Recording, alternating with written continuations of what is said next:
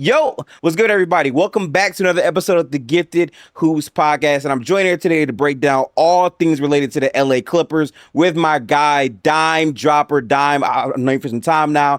I'm happy to have you back for another episode of the Get the Hoops podcast. Let's revisit what your expectations were for the 2025 LA Clippers.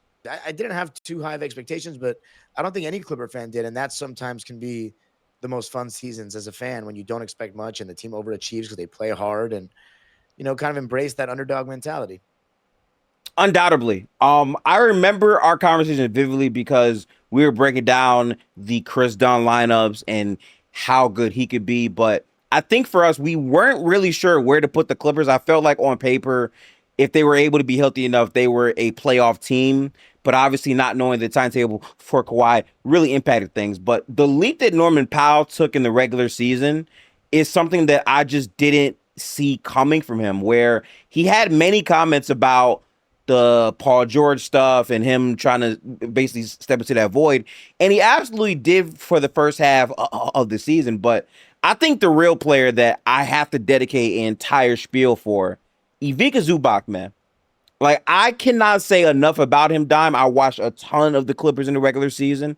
And a large part of why this team was in position to be where they were, where it came down to a final regular season game against Golden State to actually make the playoffs, is because of Zubac, and not just his play, but his availability. 78 games of really, really high level play on both ends of the floor. We understand how good of a player James Harden is, but to me, he's a name, so everyone will give him that credit. But Zubac, to me, was so massive for the Clippers. How did it feel on a night-to-night basis seeing his growth as a player? Oh, man. Zoo is, now that Chris is back, my second favorite player on the team. But, as of a couple of weeks ago, my favorite player on the team. I mean, he's not a homegrown guy because he was drafted by the Lakers, but we got him super young and we've gotten to see him grow now. This is going to be his seventh full season. So it's going to be 7.5 years after this upcoming season that he's been a Clipper. That's a pretty nice stretch. He's improved every single year. And I think what's made the biggest difference for him offensively is he's, as of the last 2 years, gotten that left-handed jump hook. He's always had the right-handed jump hook where he turns over the left shoulder, which, again, the jump hook is kind of a lost art these days. Not a lot of guys have it in the post. Jokic obviously being a great one. But Embiid, when he gets to it, I don't think he gets to that enough. But Zubac, I think, has, outside of Jokic, the best. I like Şengün as well, but the Mm. best right-hand jump hook in the NBA now. And when you have a guy that can turn over either shoulder, man, they're unstoppable back to basket. That's just how it goes. And Zoo can get his shot off one-on-one against just about anyone now. Uh, it's just that he still doesn't shoot any jumpers, and I think he actually has a better jump shot than people understand, but he never has had the opportunity to take those in game. I don't know if it's something that he doesn't want to do or the coaching staff doesn't let him do, but I don't think it really matters. I think the reason why Ivica Zubac hasn't been this was the only season where I'd say he was like a star caliber player. Hmm. But the biggest thing that changed for him offensively was that left hand jump hook, just that better left hand in general. And then on defense, I don't think he got that much better defensively. I think he's just getting more experience with each year. But when you put point of attack defenders like Chris Dunn and Derrick Jones Jr., and obviously bringing Nicholas Batum back around Zoo, compared to the previous years where our best perimeter defender was Terrence Mann, and then it was a big drop off. Like, who was our next best guy? Amir Coffey or Paul George and Kawhi when they want to guard the elite players? Because teams are not going to ask for Kawhi Leonard to come switch on to them. They're not going to say, hey, Nah. bring Kawhi's guy over. Like, they don't do that. So if Kawhi is not guarding the main man, and even when Kawhi is guarding the main man, they're going to just set one screen. If we're switching 1 through 4, they get Kawhi off of him right away. It's very rarely a situation that the Clippers this entire season kept one guy on a star player on the other team. Like, Chris Dunn, you're not switching. That really wasn't a thing, but that's part of what our defensive versatility was, is we just didn't have that many minus defenders on this 2025 Clipper team. So when you put those perimeter defenders around Zoo, he doesn't have to help as much, and he can guard two in that pick and roll and drop coverage a lot better, and it makes him look like a better defender. So because he's always been a solid defender, but he's gotten better consistently. I mean, the bigger leap is offensively. And then he never used to play well out of double teams. This past season, he's actually like the game is slowing down for him. He's starting to get used to those double teams. So I genuinely think if Ivica Zubac was on a team with less talent, he could be a star next year. I just don't think it's going to happen anymore because we added all these guys and he won't average enough points. But Ty Lue, in my opinion, and I'm a pretty big Ty Lue advocate. Over the years, I just don't think we fed Zubats enough Mm. in the post, and I don't know if that's exactly a Ty Lue thing. I think it's also just like a modern NBA thing where like you just don't give role players that many post up touches. You know what I Yep. mean? Hmm. But I don't think that's necessarily a good thing when he's that efficient from the post. I think, and then they're also like, yeah, well, you know what? When they double Zoo, that's when it gets hard. It's like, how is he going to get better then? You know what I mean? It's always because we're a win now team. We don't prioritize the development of young guys like that. But man, it's been an amazing experience watching Zoo grow. After watching DeAndre Jordan for all those years, no disrespect, no touch around the basket, no post game, no skill like that. Having a guy that can actually shoot free throws a little better and can get his own shot where you can dump it down to him, old school. I mean, it's just a dream. And then about how good of a dude he is, like how nobody in the organization, fan, players, staff, ever has anything bad to say about Zoo. So I Facts. can't say enough. No, none of them. Like I can't say enough great things about the dude. He's a he's a very good player. I think he's an all-star level player in the league, top 5 center, but we just have so much talent on this team this upcoming year. So I don't know if he'll make it. But dude's a stud. Yeah. For me, watching his impact is something that matters greatly to me because beyond the box score, like seeing the way that he would consistently corral offensive rebounds and aggressively dunk the ball, not be soft, like actually be okay with the contact. Seeing his passing continue to take steps as well. I just like the overall profile.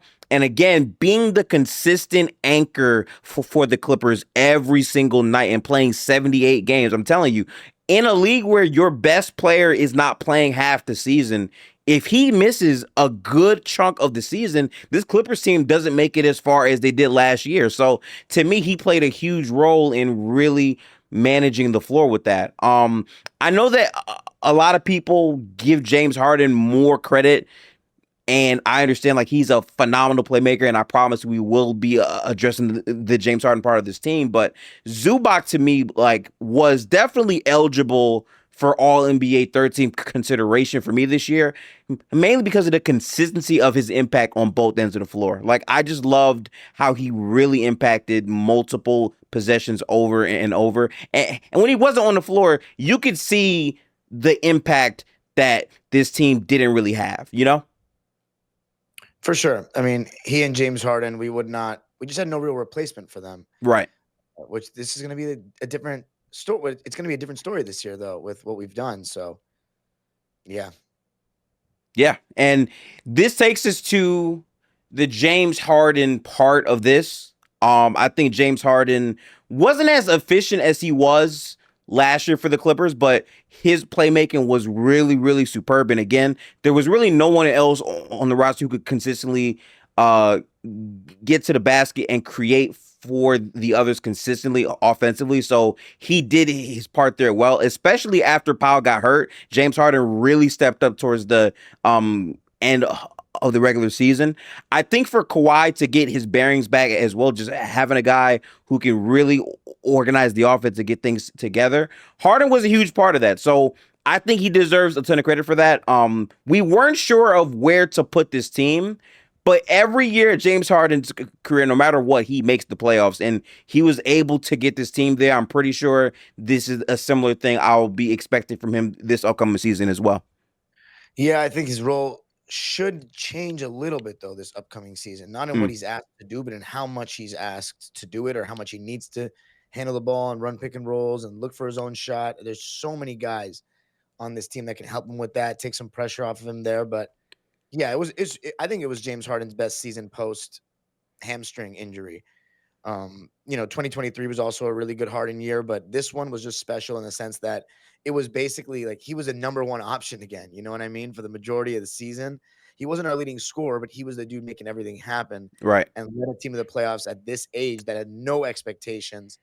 It just showed kind of what you said. Yet I see one of the comments. 2024 Harden was good, but I don't know. I just feel as though with that increased role, it brought out some great moments. Like this dude dropped 50 in a game, the first time at Intuit Dome in the He history of did. the arena.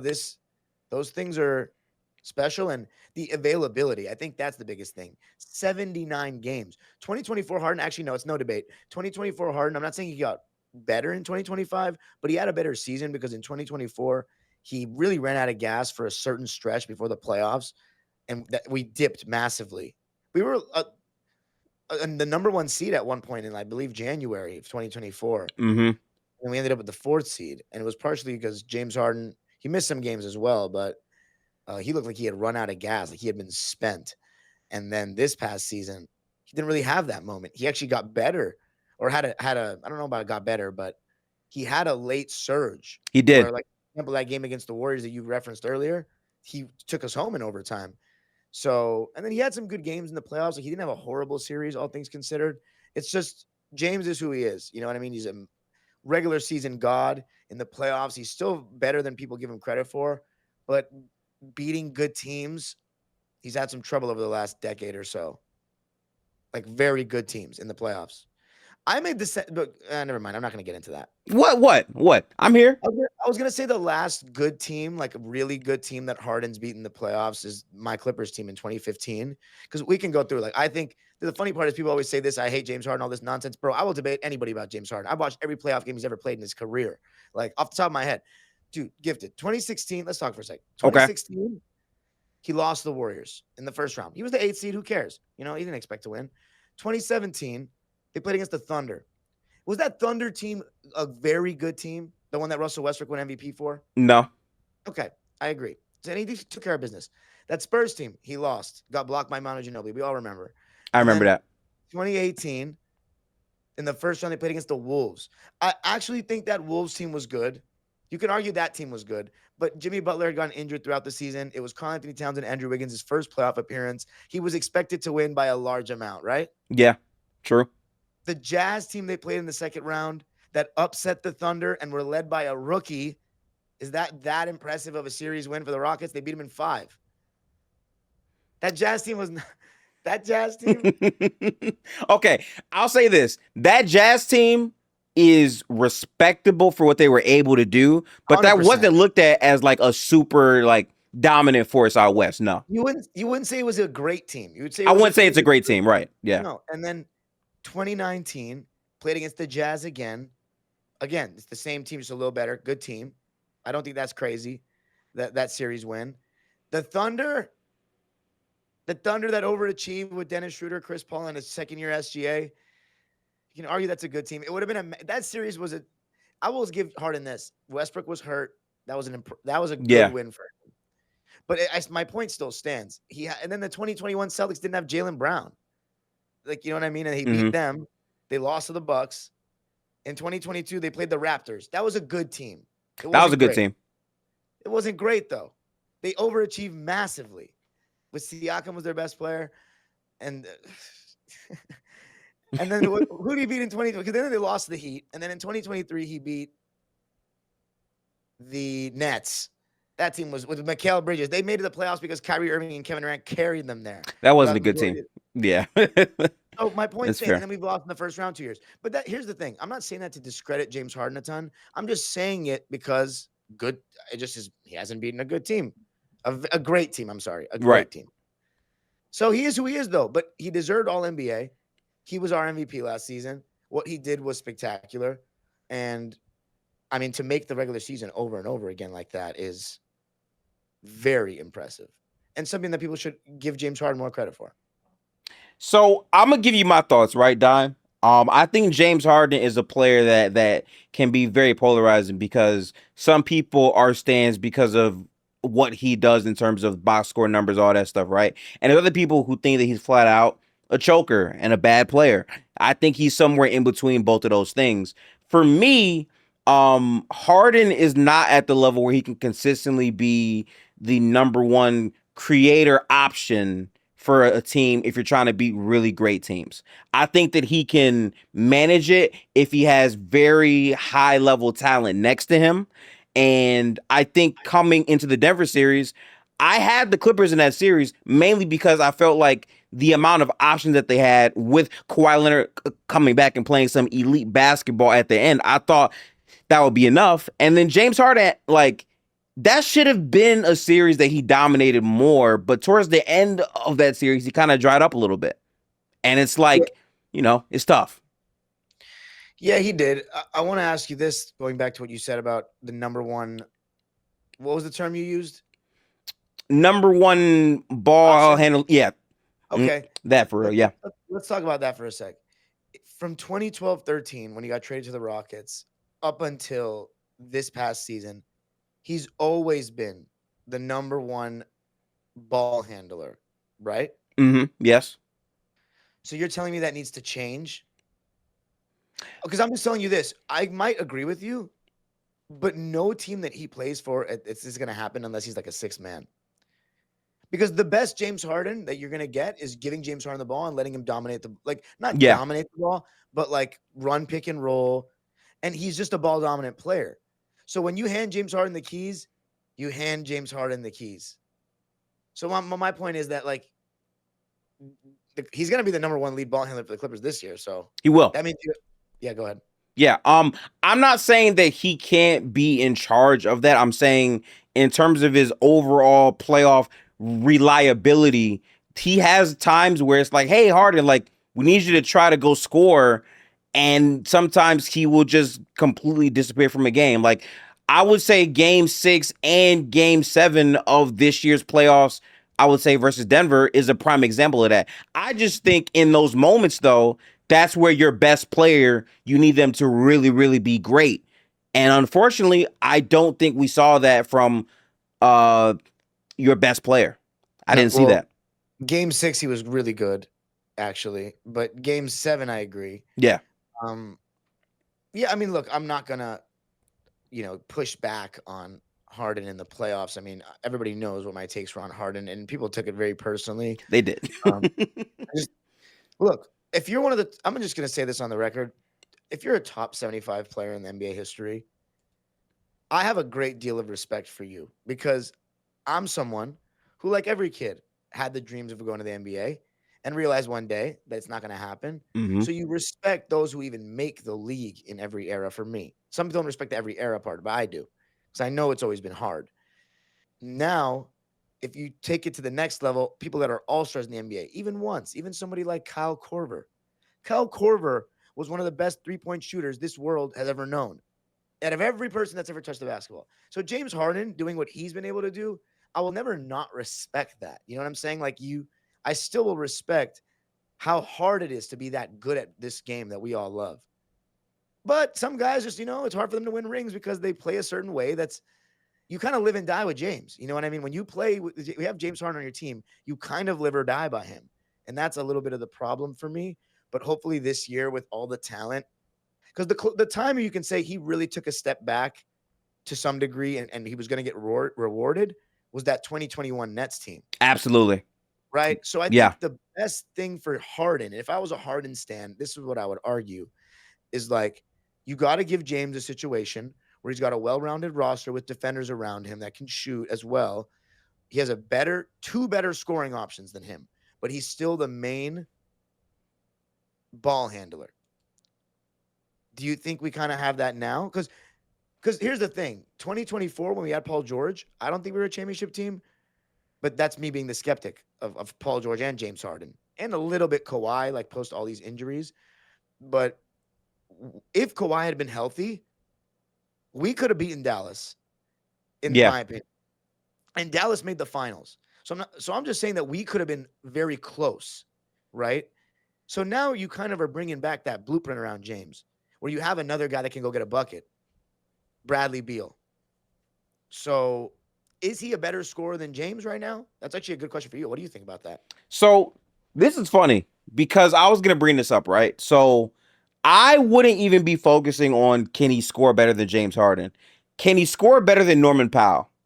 Because in my opinion, what we don't talk about enough is what was asked of Harden got elevated mainly because of how bad Powell was in the playoffs game by game by game. If you have multiple guys who are supposed to be the depth not performing at a high level, you then need more from your best and your overall next best player. Can Bradley Beal approximate that value? I think it's possible. But I got to be honest with you, I haven't really been as high on Bradley Beal in a couple of these years, mainly because he's not really healthy. He did not perform in the Wolves playoff run. I thought he was pretty bad in a good bit of those games. But at the Yeah. same time, he didn't have high level playmaking there for him either. So I kind of want to give him some grace, but I think he's a good fit. I do. Well, I don't think he's going to average more points than Norm, but I think he might be able to give us the same level of production in slightly different ways. He can create his own shot better. He can actually,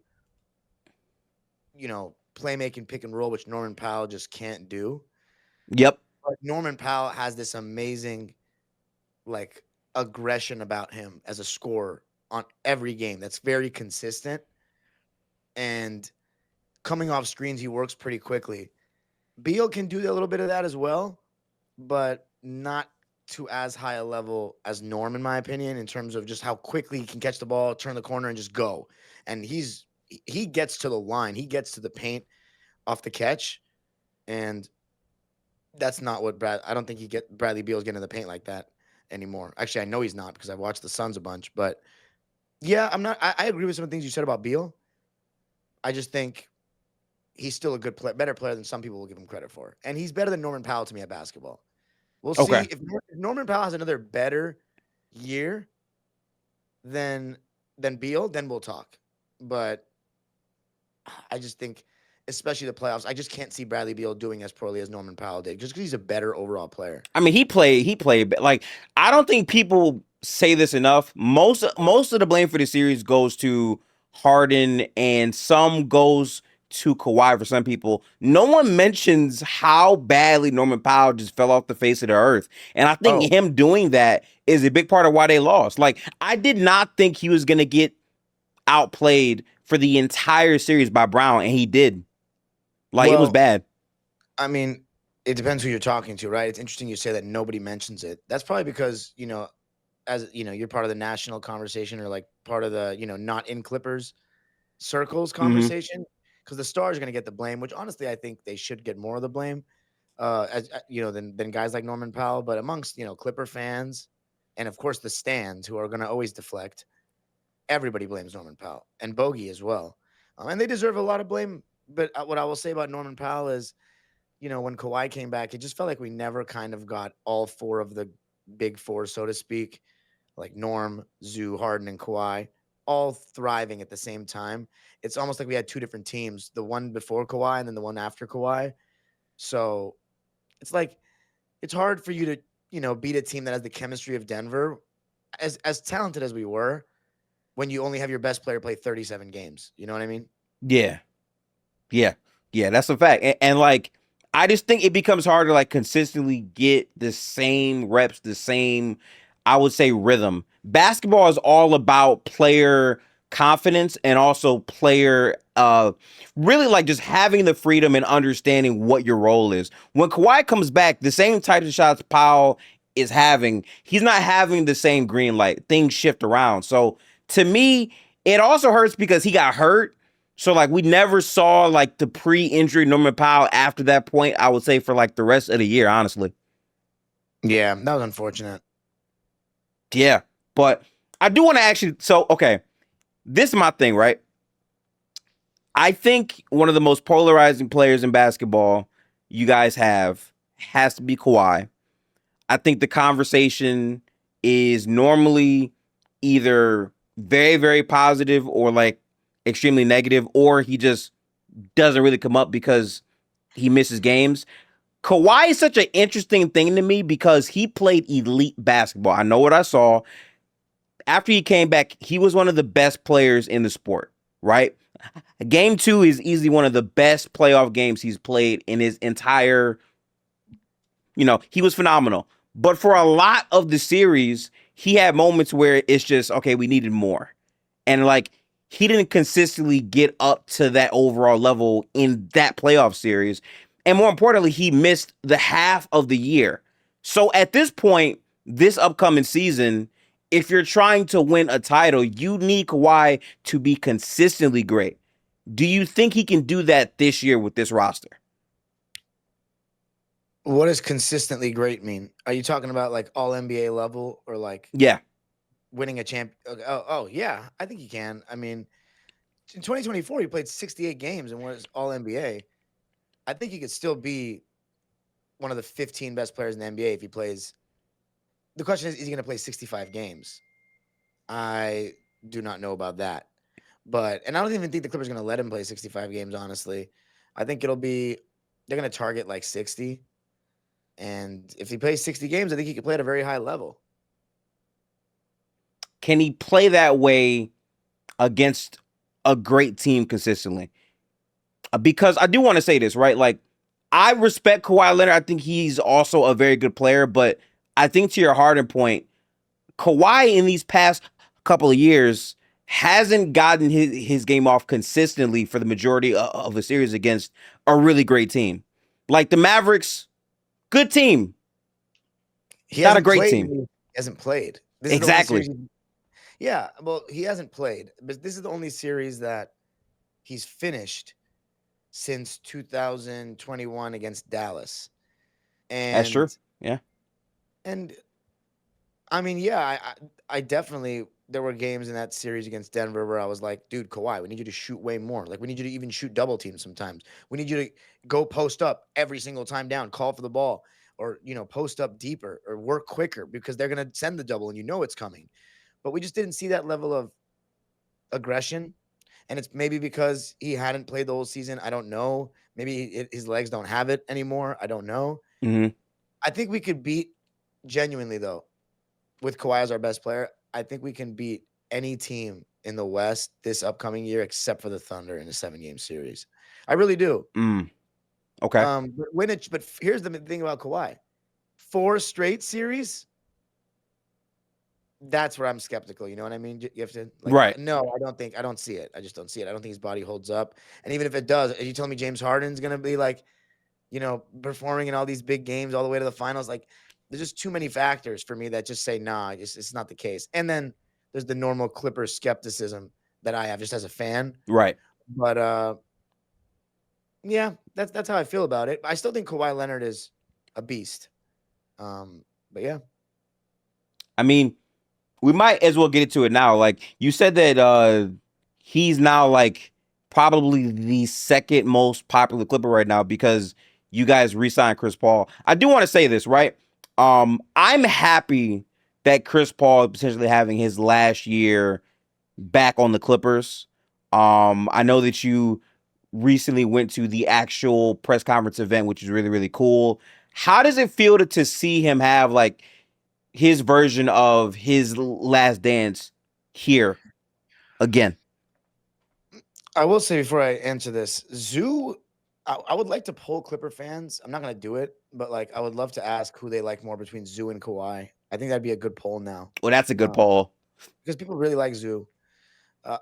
Definitely a surreal feeling though when it comes to Chris. I mean, it is a dream.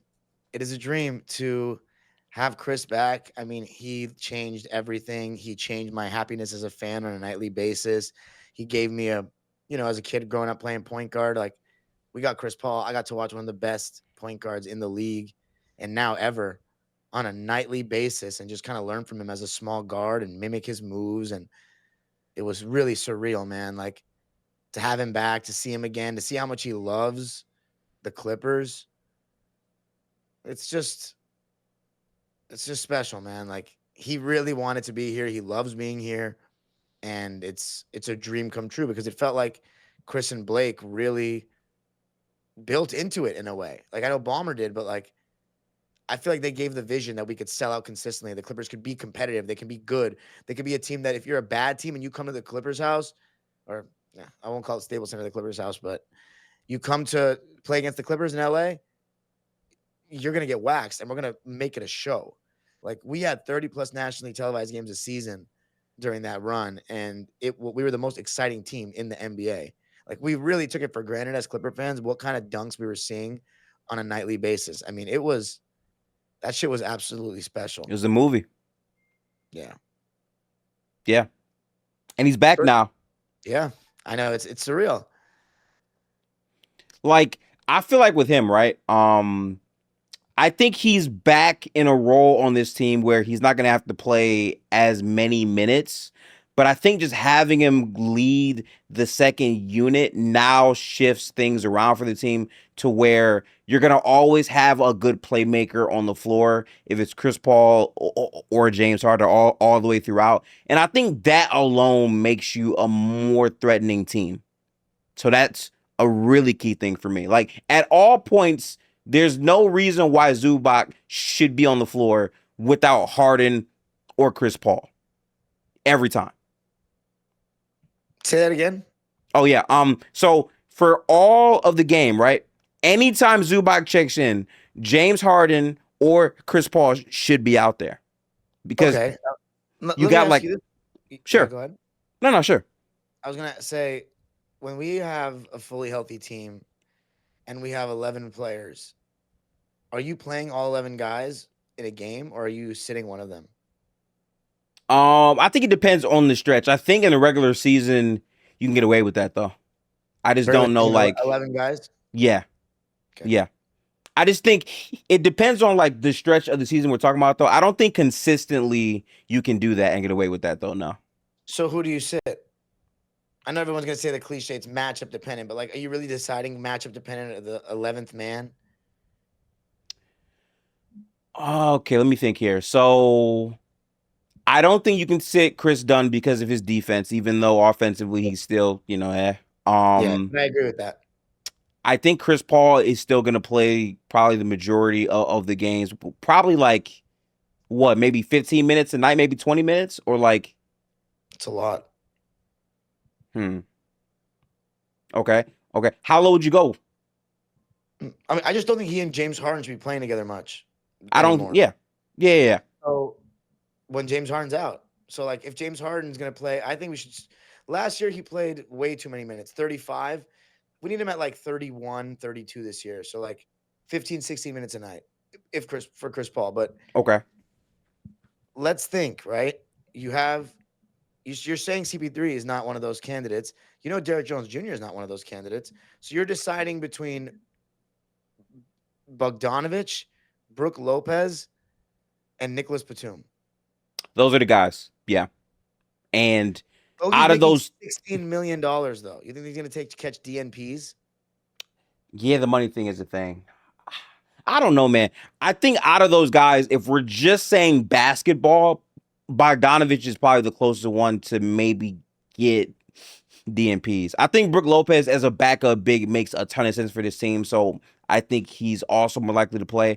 And I just feel like Batum's skill set is important.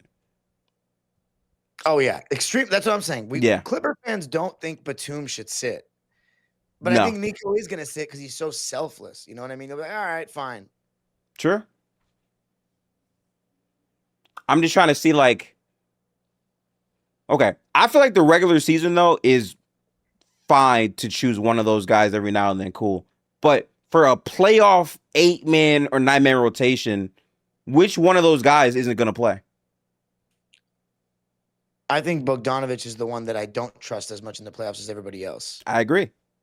Yeah, those other 10 guys. I mean, still though, like you don't usually see 10-man rotation in the playoffs. You usually get shrunk. It's usually gets shrunk down to 9. Can we win? I mean, there's a lot of questions about this Clipper team. Like, if we take Chris Dunn out of the rotation, are we not going to be a good defensive team anymore? Like, how good of a defensive team can we be? That's the thing, and we're not going to have that conversation until the playoffs because in the regular season, Chris Dunn absolutely should be playing, but in the playoffs, as you said, his shooting can be a problem. You know, Yeah. his offense in general can be a problem. It's so it's going to be very interesting. Ty Lue has a very, and his staff have a very difficult job on their hands to balance all this out.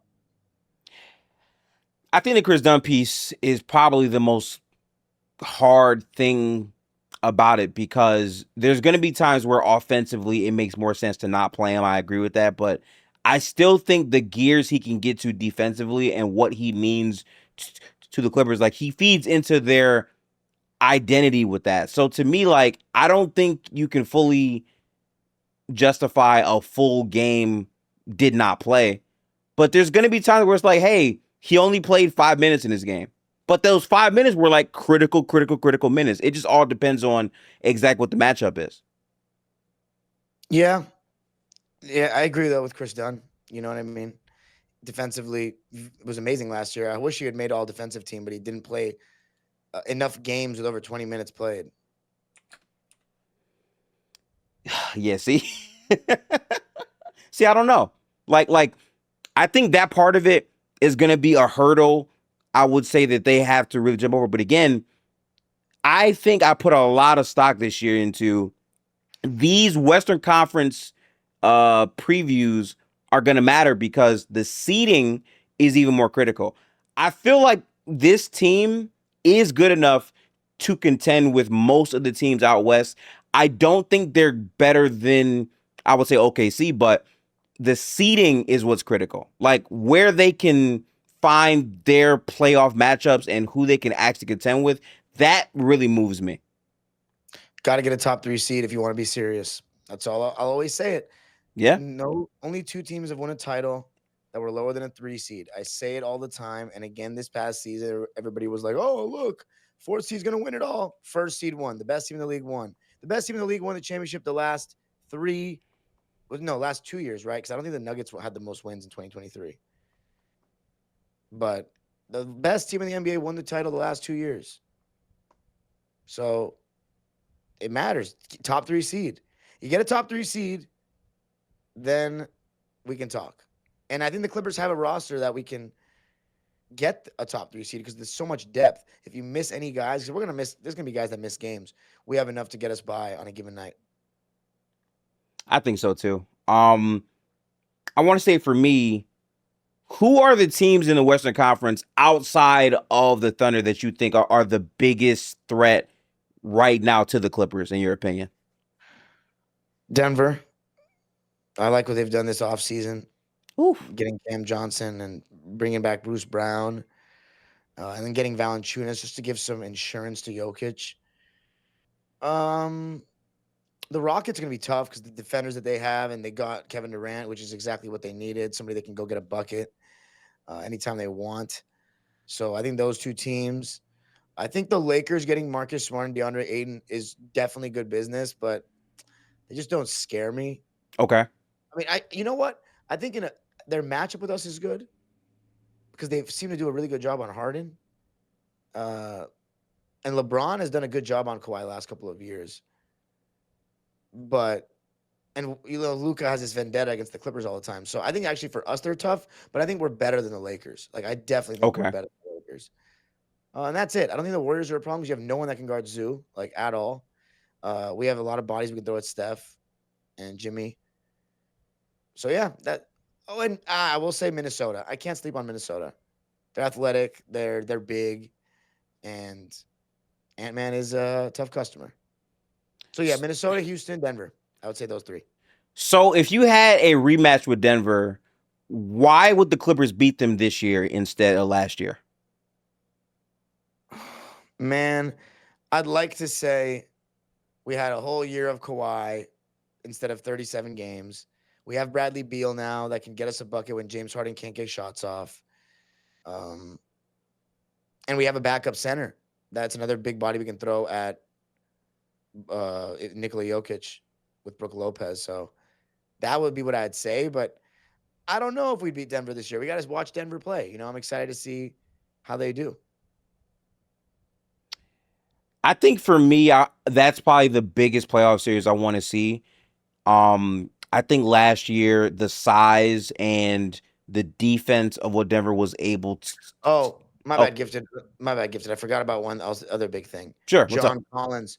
John Collins having another big forward that can contend with Aaron Gordon a little bit and match his physicality and athleticism. That's what we needed. So as well. So keep going. I think John's not a bad pickup too.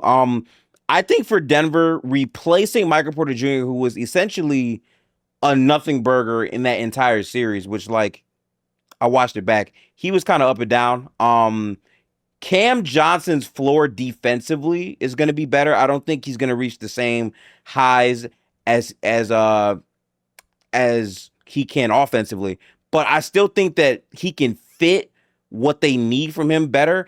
And also, Bruce Brown is a very good pickup too. I think I would still lean Denver if they had to play you guys this year, but I think this team is more equipped to have counters to their size better now. Like 100%. I think John Collins can be a good, impactful player on this roster. I agree. Definitely.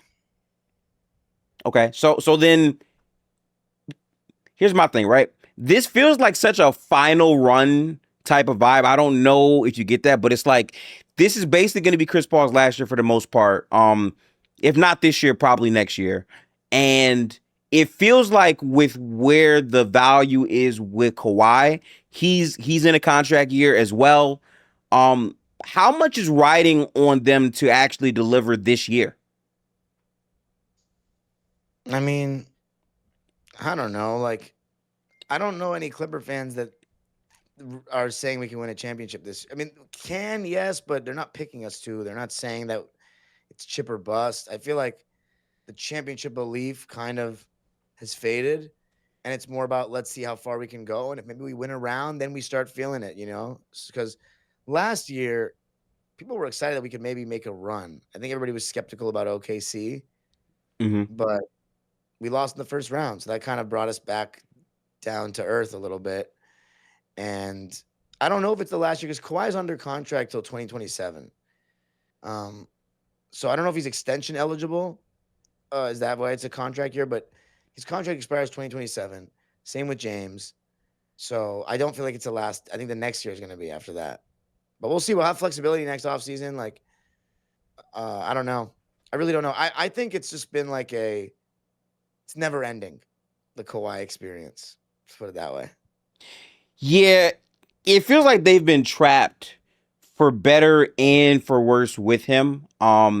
This is a contract year for Kawhi because of the potential extension he could try to ink and sign for the next upcoming years. I think 2026 is so important because to me, I've been saying this for years, right? 2026 is NBA's version of I would say Ragnarok, where like a bunch of big name contracts are now off the books.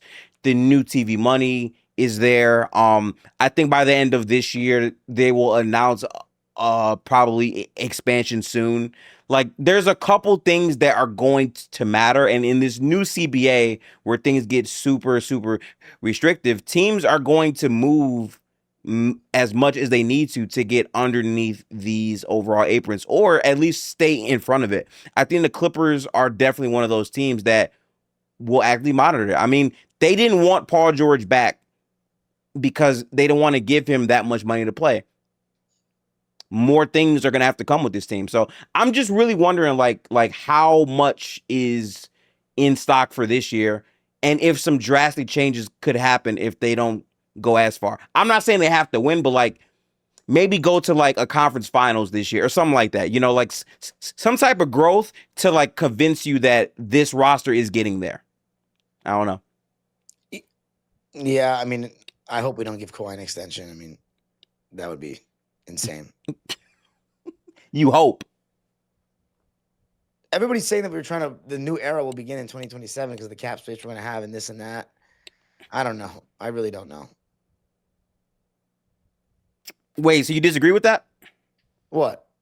The like idea of like in 2027, Oh, like no, a I whole know what new. I'm saying, but I'm saying, like, are we going to sign him to another contract if we're trying to swing big at those free agency windows? I thought we wanted it to everyone to expire at the same time, 2027. Yeah. So I hope we don't sign him to an extension, is what I'm saying. Okay. So like you'd rather let him walk if you needed to, is what you're saying. Kind of. Because here's the thing: if they were getting stuff for Kawhi, I feel like they might have been traded him by now. Yeah. I don't think Whereas his we're gonna value's there trade. right now. Yeah. That's what I'm saying.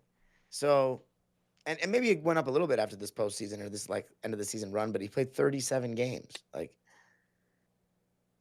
who's trading stuff for that? Like, who's trading real assets for that? I think if he's able to have a good all NBA caliber year this year, the years that are not going to be on the contract after this year might make it more enticing to pick up, I would say, for other Right. One teams.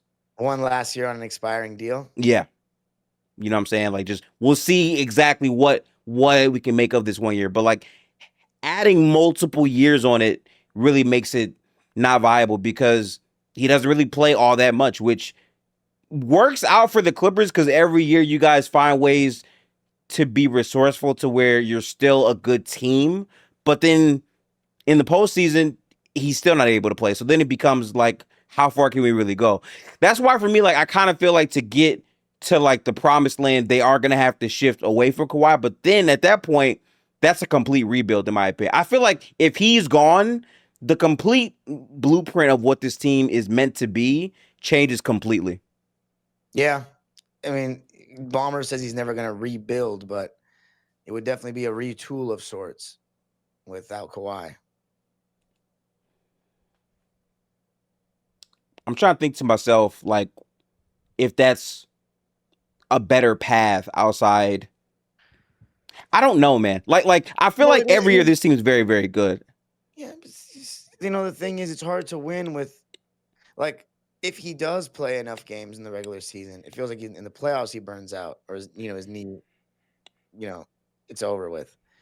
And then you rested him or not rested him. He didn't play, the first time. And oh, sorry. If you rest him throughout the season, you might not get that top 3 seed. And if he plays and if he doesn't play that first half of the season like this season, then you're probably not going to get a top 3 seed. You're not going to develop the chemistry. So it's hard to win with those kind of circumstances as with your number one option. You know what I mean? So what do you specifically want to see happen with him and the team this year at the very least? Like what needs to happen for you? Like Nothing. Nothing. I mean, okay. uh well, no, they should win. They got to be a top 3 seed if they want to be serious about anything. Top 3 seed. They should win more games than last year. That's all I can say. As a fan, nothing needs to happen for me anymore. I mean, Oh wow. you know, yeah, I kind of see this more like, the game, the team, they don't really give me the joy in doing all this anymore. It's kind of the content creation, seeing the fans, building the community. I think that's what I get more fun out of these days. I mean, yeah, it's like I don't really believe in any realistic scenario that we're going to be holding the Larry O'Brien at the end of the year or with Kawhi or Harden on the roster. I just and that's not me being negative. That's just my basketball opinion, and it's not going to Yeah. waver because James Harden's on my team. I said it when he was in Philly, and I just don't believe he's going to win a championship. And then all the stuff we're talking about Kawhi, like you put that together, I just don't see it. So like I don't really have belief, about the championship. I have belief that we could have some fun, but it just doesn't feel like if you're not going to win, then it's hard for me to believe and get that excited. You know what I mean? I still will be loud at the games, but I don't get that excited. And you know, I've I love watching Kawhi Leonard play basketball. The experience of having him on the team has not been the best. I can't stand watching Harden play basketball, but he has been a good Clipper objectively. Um, Nothing needs to happen. Nothing needs to happen. It's more like, the experience is what it means to me now. Maybe I'll have that belief when the team changes, but like when I say changes, I mean post Kawhi Leonard era. Maybe I'll get that feeling again, but Right. I haven't had that like true fan, like get nervous for games, like crash out if we lose, like for real. You know what I mean? Like I get mad for an episode, but like I'm not actually like doesn't hurt my day anymore. Partially because I have my own teams that I coach and stuff like that. So like I had to make a lifestyle change after we got James Harden gifted. I had to make a lifestyle change. That was it for me. After we got James Harden, I had to No, make for a real. lifestyle change. No, no, I for feel real. that. And literally, because I love this game so much, and the way he plays, I just think there's certain things about it that people don't see, and it's part of the reason why he hasn't won. And people want to make all these excuses for him, but he's great at what he does. He's had some bad luck as well, but in 2 years that we've got him, we still haven't made it out of the first round. That's not totally his fault, but I just like look. It's not like I was wrong about what I was saying. People just twisted what I was saying and thought that I thought James Harden was bad. Or I thought Westbrook was better, which is not the case either. I just knew that Westbrook would be very discontent with what would happen to him if Harden came, and I was right about that. So whatever. Damn. So like right now you would say that you're basically detached. You're watching it. You will be a part of the process, but like the actual like feeling and like joy and the belief of like we can win a game or whatever, like that isn't there for you right now anymore. We can win a game, yeah, it is there, but not we can win a championship. No, it hasn't Mm, been there since the end of the 2023 season. Like I haven't gotten like nervous for real in a game. Like I wasn't really that sad when we lost this year. It was more like I'm sad because I can't produce content anymore. It's like mm, it sounds very selfish, but like I feel like I literally lost like I was too invested, when I was a kid. Like it's just you should not have the impact of a game that you have no control over like affect you that much.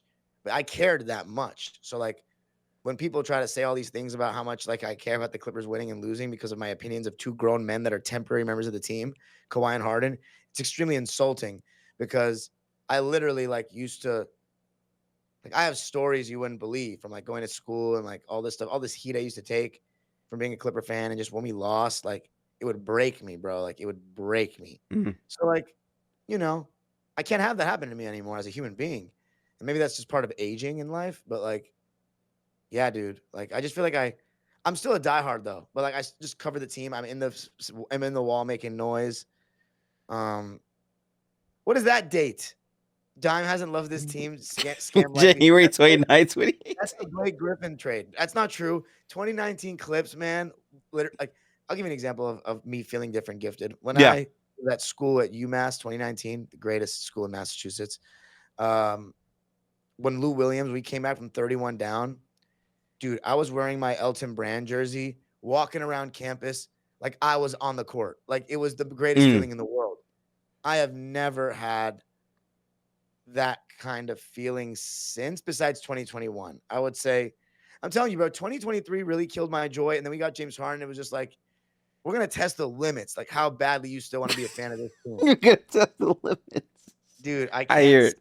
stand it. But like, yeah, man, I know that sounds crazy because people that see my tweets, like they don't really, and they don't listen to my content, like they don't know that I feel that way, but like I legit feel that way. And I hope you know, get to that point again where I'm like super amped and I get nervous and I get a little sad when we lose. Like I kind of miss it. See, I might have that same feeling you have because for me, like, I didn't grow up watching basketball. I was actively playing sports. And then when I actually began watching, like, I think the last high I've had for my team was probably 2021 when they won the title. No, that's not true, actually. I would say 2023. You lost the Lakers. Yeah. Like Yeah. I was still actively in the series, even though I knew like they probably can't win, but it's like, I want to see. Like now, I just watch all the teams. I just generally don't know exactly what this front office is doing. Like I keep seeing news about Jonathan Kuminga, this, that, when I'm like, oh, but you could have moved him a while ago for more value, but you don't play him to lower his value, and then you really need him because Steph gets hurt, so you do play him. Like it's in such a flux where it's like I'm not even thinking about okay, they're gonna win. I'm just excited to watch them and see what they can do, and I'm kind of in the background with it. For you, it sounds like you were already down, and then they got James Harden, and you can't stand watching him play, so it's even harder for you to like really be fully invested as you were before, which is understandable. Well, before I go on at that, I'm going to ask, did you not feel any sort of like sadness when you guys didn't make the playoffs in 2024? Because that was probably pretty hard, right? You kind of knew this and the era could have come to an end. Yeah, it's funny. So 2024, I watched every game and seeing the ups and downs of how bad they were and then how good they were and then how bad they were again. And then to go out in the way they did, like I was mad, but then like a day after, I'm like, okay, well, on the next season. Like, I don't know. It hit me, but not like as hard as I would say losing the Lakers series as much. I don't know. Like, Well, that makes sense. I kind of did not think the team was a good team before the season, and then seeing like all the names, like, oh wow, they want to go get all these good players, and then they get absolutely no one, and then the only move they make for the entire season is trading away a player that shouldn't have been playing basketball for my team in the first place. Like I just didn't really think that team was on anything anyway. So when they didn't win, I wasn't like, oh damn, like it kind of made sense for them. I feel like now it's slightly different because I love Jimmy Butler. Like I have always enjoyed seeing him play basketball, and I like his experience of what it could be on my team. So like the hope of maybe is there for me now, but I still don't think this team is great enough, you know? Yeah, fair enough. I mean, yeah, that was my feeling on the team though. Like, I was already not fond of the 2-1-3 era because it's like constant injuries, constant load management, constant mystery around things, and like, so I was kind of over it. And then we traded more first round picks for a guy who I literally was on record saying that he's never going to win a ring.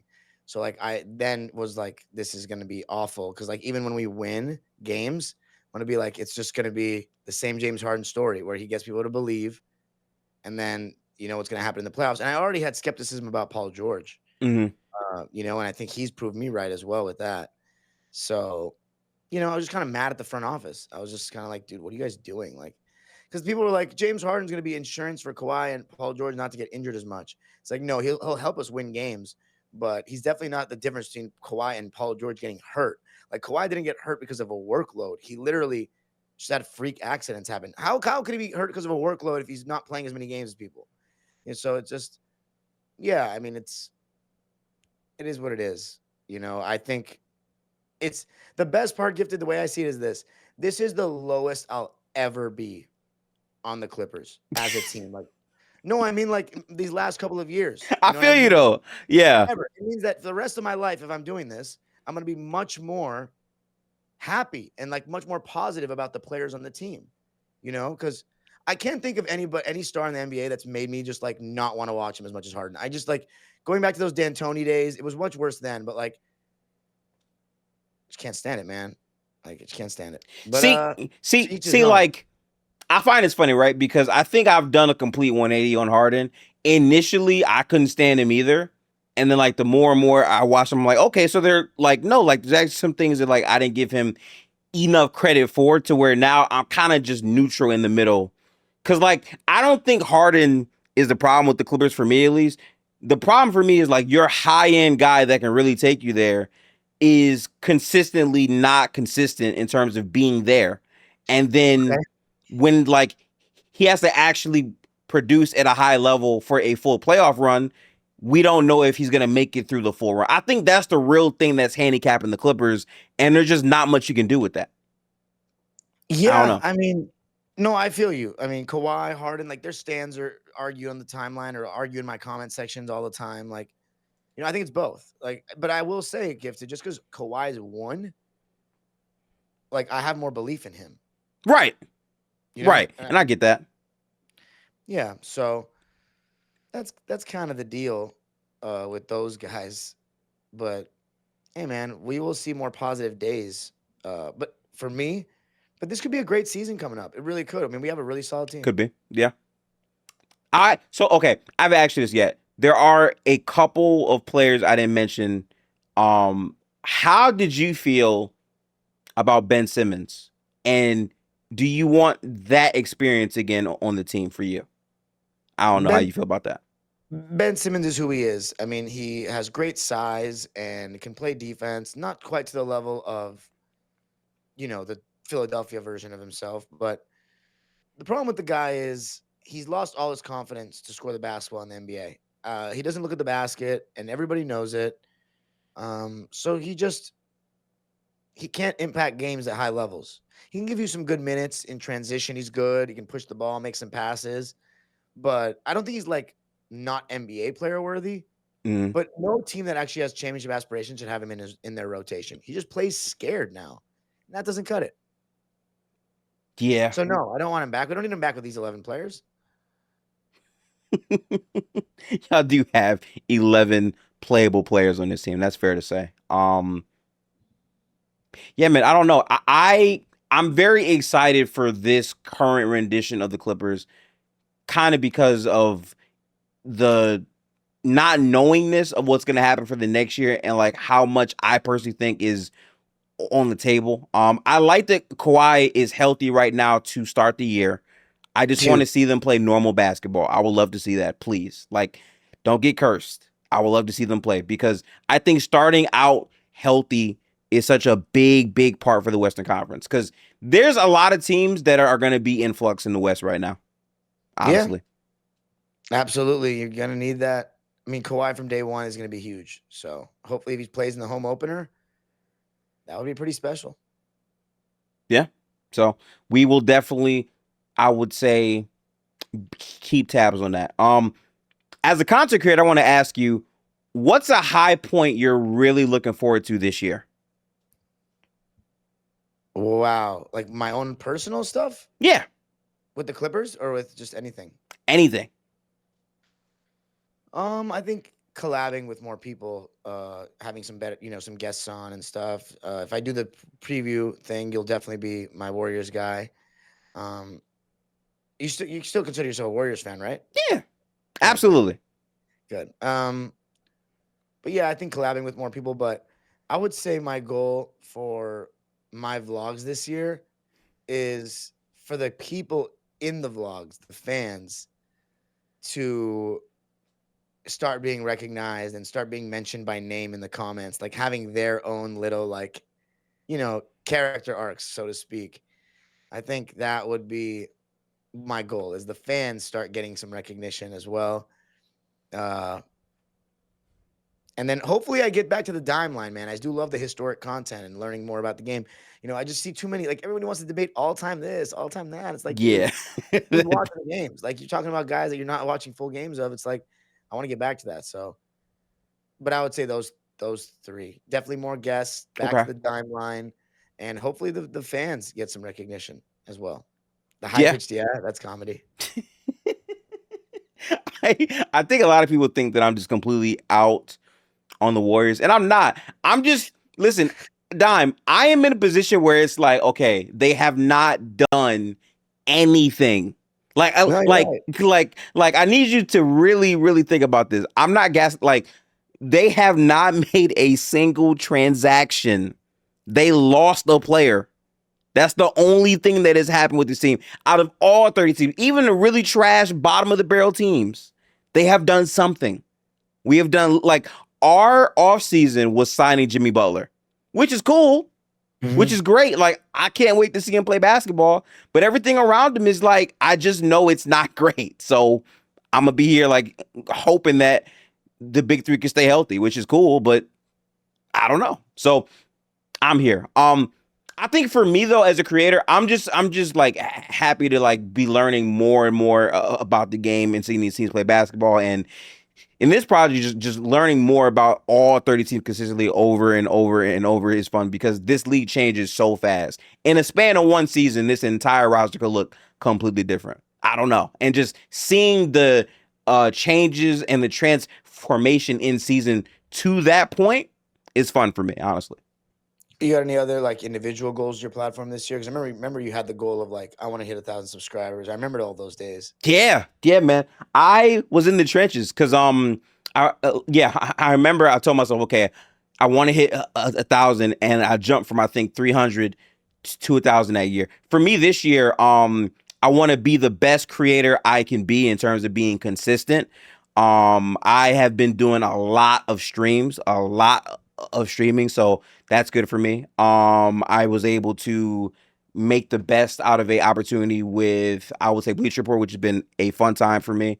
And just like expanding the work and consistently growing is my biggest thing. Just staying Yeah. focused on the goal and just keep going towards that. Because I have moments where like um I get overwhelmed because I also have a full-time job. So it's like I have a whole lot of things going on. But every time I'm seeing the growth day by day by day, you know.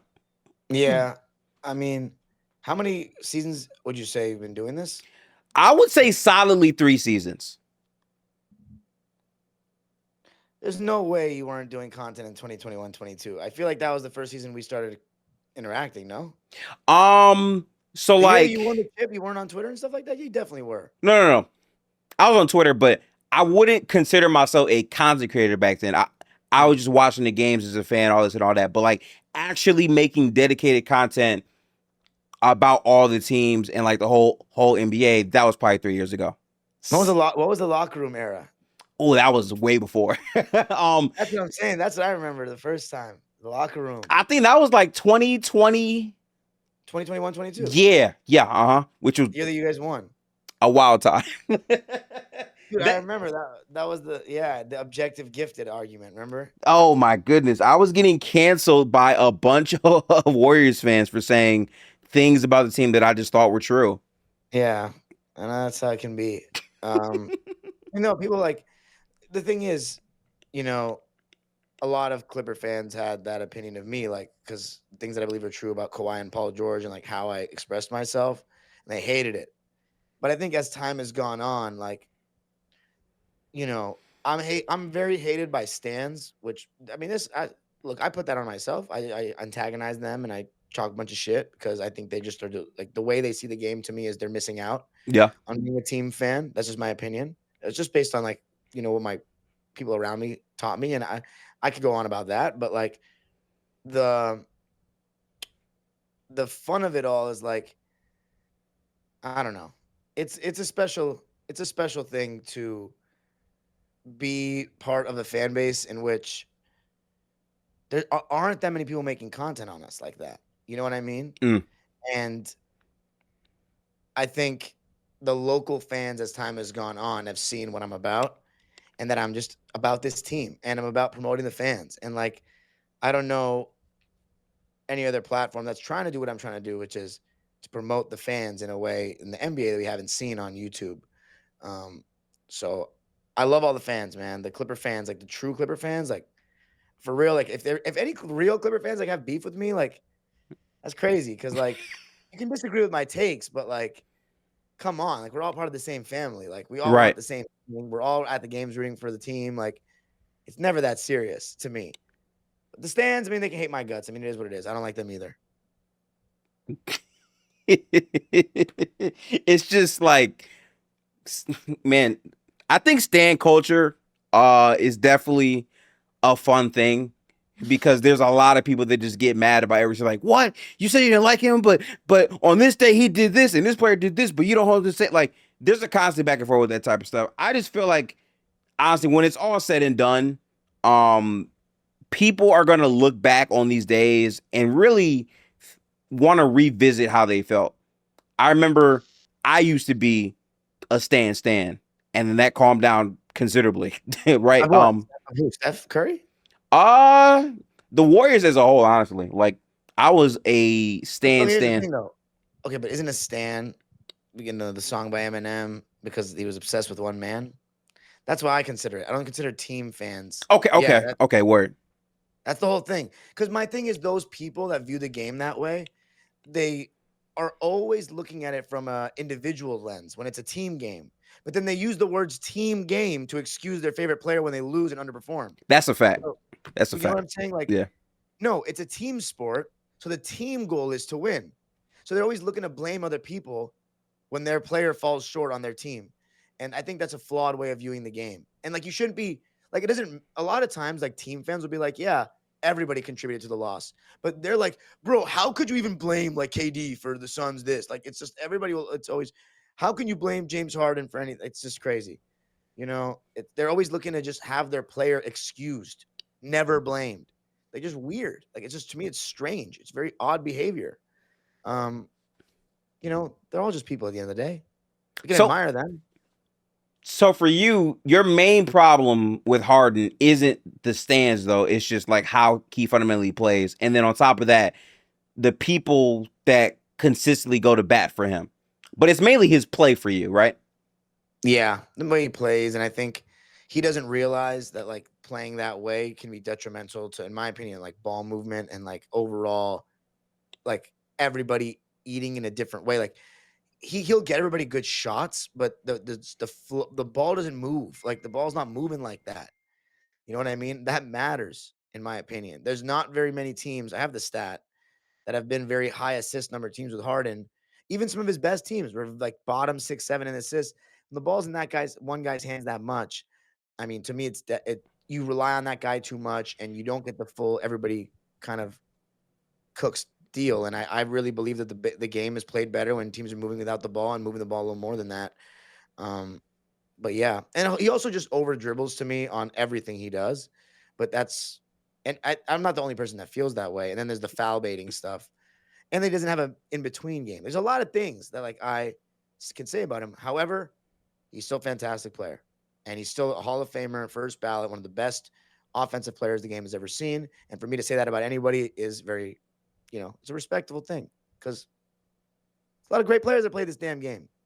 Yeah, there's a ton of great players, and I think to your point, like stands are more concerned about their player over everyone else. So like the actual value of the team, or like them trying to like win as a unit, doesn't really matter as long as their best player looks the best. But I mean, hey, there's gonna be a lot of that to come. I don't think there's any Bradley Beal stands. I don't think I'd so. I'd hope not. I mean, the Harden stands. I mean, they're horrific. I mean, they get very personal. Like a lot of there's some good ones out there, very few. Some very good ones out there, but very few. And they get extremely personal. Like they go on other platforms to like talk trash about me. Like it's kind of wild. Like some Oof. of the I literally got death threats from Harden since I never gotten death threats as a content creator until we got Harden. So it's like insane. Like they're just wild. Like some make up stories about me. It's crazy. However, I want to answer this question that Scam likely asked. Do you think Chris Paul had the same problem besides the no in between game? Yes. Like I do think that's part of the reason why Chris Paul hasn't won a ring too is because again, you force them to play Mm, that way. You force your teams to play that way, to play through you exclusively because you don't want to play off the ball and you don't move without the ball, but you're so damn good with the ball that you feel like you're not maximizing that player enough if you don't give him the ball. And then you live and die with him in a way. So yes, I think um they both have a lot of that. And I think it'll be a conversation around Luca as well over the years. It already has been. already has been. Yeah, that's true. I'm trying to So think of yeah. like the last person I could think of that was like a Super Bowl dominant guy It's outside of LeBron. LeBron. Oh yeah, I call it the heliocentric ball dominators. I think those are the guys I just don't, I hate the way that they play because I myself, when I was a kid, wanted to always be involved in the team scoring. So until a coach called me out on it and he said the words, "You don't always have to make the assist pass." Right. That changed my view of basketball completely because I realized that I was doing it because I wanted to get assists. And I realized that he's right. If I pass this to the wing and then they threw it into the high post, it'd be a better chance of us scoring. But I thought I was such a good passer, I just lofted it up over the top of the zone. Right. So like, you know, you see it by playing and that's why I say everybody's experiences in life form the way that they view basketball. So I used to love Chris Paul and thought I was great. Like I used to think LeBron James, the way he dominates the game was, there's nothing like it. But now I love the off-ball guys. I really appreciate the way Kobe and Michael Jordan scored quickly off the catch, the way Steph Curry moves without the ball.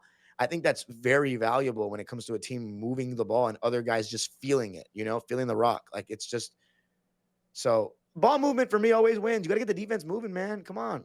Every level.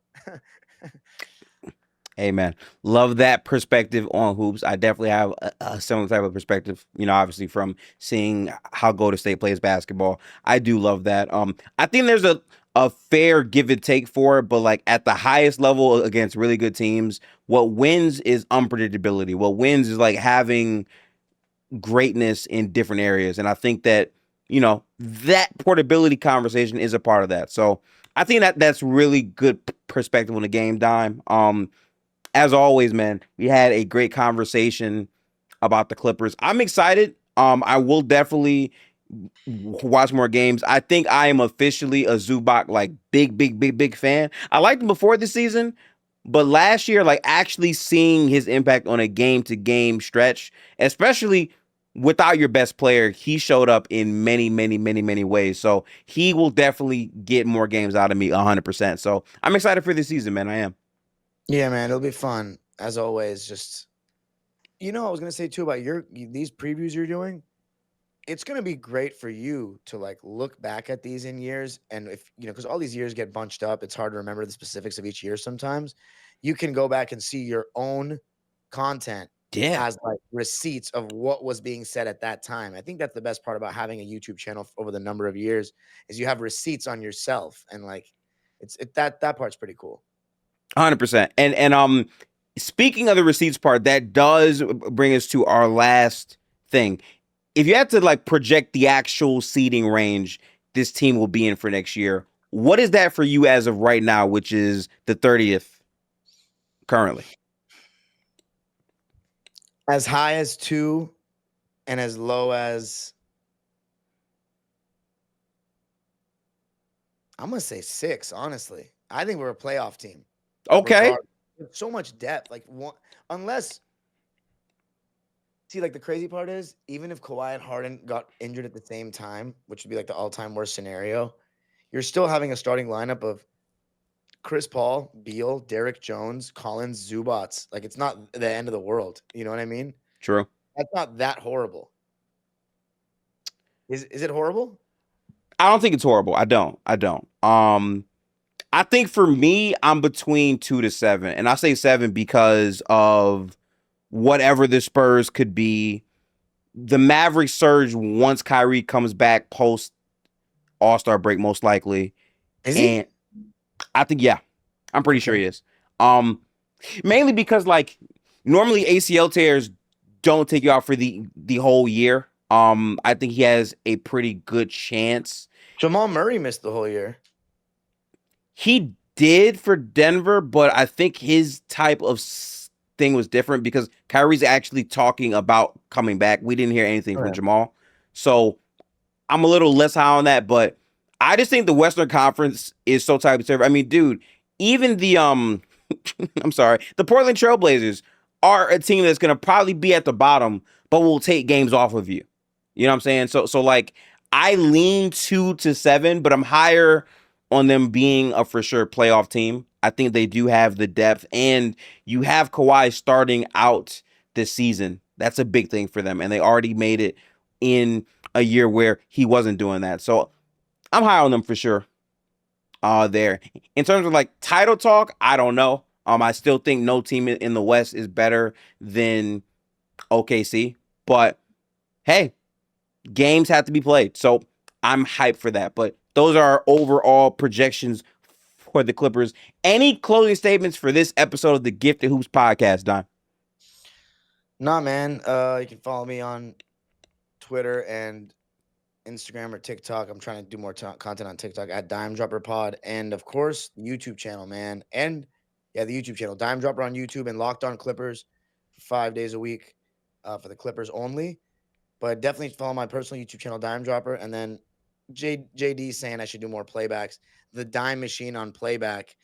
That I'll try to do more stuff with that, but we'll see. Appreciate you as always for having me on, Gifted. This has been a pleasure as always. Absolutely fun convo, and I can't wait to watch this in 6 or 7 months to see how close we were. So that'll be fun. But have a good one, y'all. If you made it this far, make sure to like, comment, and subscribe. I am working on getting the audio versions of these pods uploaded pretty soon as well. But appreciate y'all support. We got like maybe I think 23 more teams I have left, I think, to get to. But we're gonna get there. Consistency is the mission. So peace out, people. Have a good one. Salute. Peace.